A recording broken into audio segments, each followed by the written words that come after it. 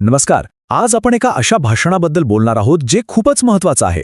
विचार करा, भारताचं संविधान स्वीकारलं जाणार होतं आणि त्याच्या आदल्याच दिवशी डॉक्टर बाबासाहेब आंबेडकरांनी संविधान सभेत एक भाषण दिलं. एक असं भाषण जे खरं तर एक गंभीर इशारा होता. चला तर मग त्यांच्या त्याच शेवटच्या आणि भविष्यवेधी भाषणात डोकावून पाहूया आणि समजून घेऊया की त्यांनी नेमके कोणते धोके ओळखले होते. आणि भाषणाची सुरुवातच या जबरदस्त वाक्याने होते. ते म्हणाले, संविधान कितीही चांगलं असलं तरी ते चालवणारे लोक जर वाईट असतील तर ते वाईटच ठरणार. म्हणजे बघा किती साधा आणि सरळ मुद्दा आहे. सगळा खेळ कायद्याच्या पुस्तकाचा नाहीये, तर तो कायदा राबवणाऱ्या लोकांचा आहे, त्यांच्या नीतिमत्तेचा आहे. आणि हाच विचार त्यांच्या संपूर्ण भाषणाचा आत्मा होता, की आता जबाबदारी आपल्या सगळ्यांवर आहे. तर ही गोष्ट आहे 25 नोव्हेंबर 1949ची, म्हणजे आपलं संविधान लागू होण्याच्या अगदी आदल्या दिवसाची. तो क्षण किती ऐतिहासिक असेल, नाही का? आणि त्याच क्षणी ज्यांनी हे संविधान घडवण्यात सिंहाचा वाटा उचलला होता ते डॉक्टर आंबेडकर मसुदा समितीचे अध्यक्ष म्हणून उभे राहिले आणि त्यांनी देशाला काही अत्यंत महत्त्वाचे धोक्याचे इशारे दिले. तर आज आपण त्यांच्या भाषणातले 5 महत्त्वाचे मुद्दे समजून घेणार आहोत. पहिला आहे संविधानाचा अंतिम इशारा, मग अराजकतेचं व्याकरण म्हणजे काय ते बघूया. त्यानंतर व्यक्तिपूजेचा धोका, लोकशाहीचा खरा पाया आणि शेवटी स्वातंत्र्यासोबत येणारं ओझं. चला तर मग पहिला मुद्दा बघूया. आंबेडकरांना जी चिंता वाटत होती ना, ती संविधानात काय लिहिलंय याची नव्हती, अजिबात नाही. त्यांना काळजी होती ती ह्या लिहिलेल्या गोष्टी प्रत्यक्षात कशा आणल्या जातील त्याची, म्हणजे त्याच्या अंमलबजावणीची. त्यांचं म्हणणं असं होतं की संविधान म्हणजे काय, तर एक उत्तम आराखडा, एक फ्रेमवर्क. पण त्या आराखड्याचं एका सुंदर घरात रूपांतर करायचं की त्याची मोडतोड करायची, हे पूर्णपणे ते चालवणाऱ्या लोकांवर आणि राजकीय पक्षांवर अवलंबून आहे. म्हणजे सगळी सूत्र कोणाच्या हातात आहेत, तर आपल्या देशाच्या नागरिकांच्या. हाच कळीचा मुद्दा आहे.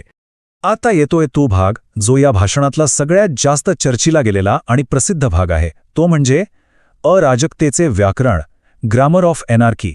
इथे त्यांनी आंदोलनाच्या पद्धतींबद्दल एक असा विचार मांडलाय जो आजही आपल्याला विचार करायला लावतो. तर हे अराजकतेचे व्याकरण म्हणजे नेमकं आहे तरी काय?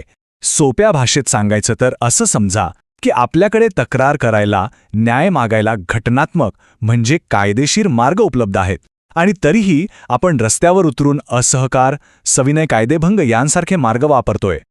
आंबेडकरांच्या मते हे दुसरं तिसरं काही नसून थेट अराजकतेला दिलेलं आमंत्रण आहे.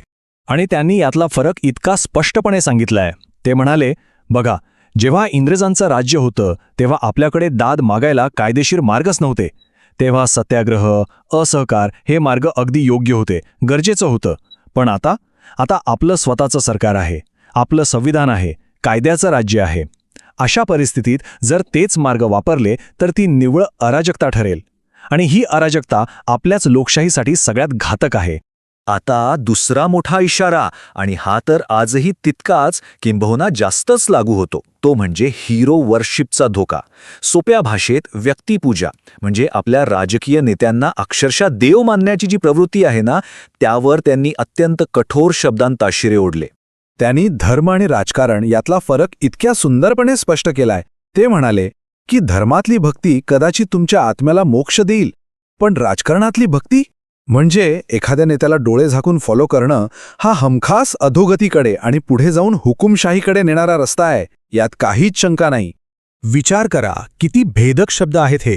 कारण लोकशाहीचा आत्माच मुळी नेत्यांना प्रश्न विचारण्यात आहे, त्यांना जबाबदार धरण्यात आहे, त्यांच्या पाया पडण्यात नाही. आणि म्हणूनच हा इशारा आजही कदाचित पूर्वीपेक्षा जास्त महत्त्वाचा वाटतो.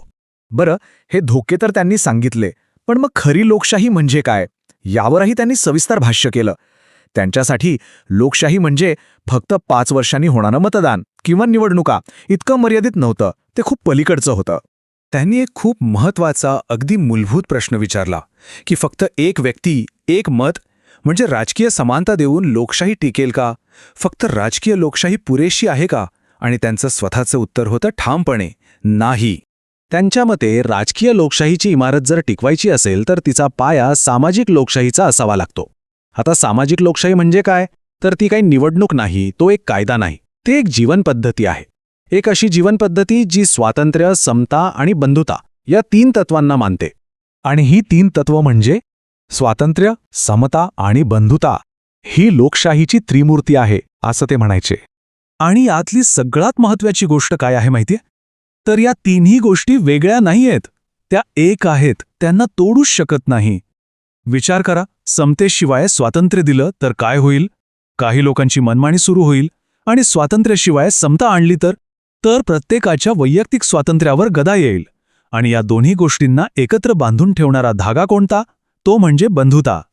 आणि आता आपण येतोय त्यांच्या भाषणाच्या अगदी शेवटच्या आणि माझ्या मते सगळ्यात परिणामकारक भागाकडे, जिथे आंबेडकरांनी स्वतंत्र भारताच्या नागरिकांच्या खांद्यावर एक खूप मोठी जबाबदारी टाकली.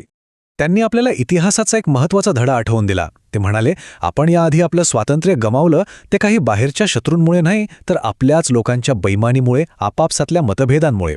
आणि म्हणून त्यांनी निश्चून सांगितलं की आता पुन्हा जात, धर्म किंवा राजकीय पक्षाला देशापेक्षा मोठं मांडण्याची चूक करू नका. आणि मग आला तो शेवटचा निर्णायक विचार. आता आपण स्वतंत्र झालो आहोत. आता आपल्या अपयशाचं खापर फोडायला ना ब्रिटिश आहेत ना कोणी औरंगजेब. आता 26 संपल्या. यापुढे जे काही चांगलं किंवा वाईट होईल त्याला जबाबदार फक्त आणि फक्त आपण असू. या गोष्टीला आता जवळजवळ 8 दशकं उलटून गेली आहेत. पण आंबेडकरांनी दिलेले ते इशारे, त्यांचं महत्त्व आज कमी झालंय की उलट वाढलंय? आजच्या काळात आपण त्यांच्या त्या इशाऱ्यांकडे कितपत लक्ष देतोय, हा एक असा प्रश्न आहे ज्याचं उत्तर खरं तर प्रत्येकाने स्वतःच्या आत शोधायला हवं.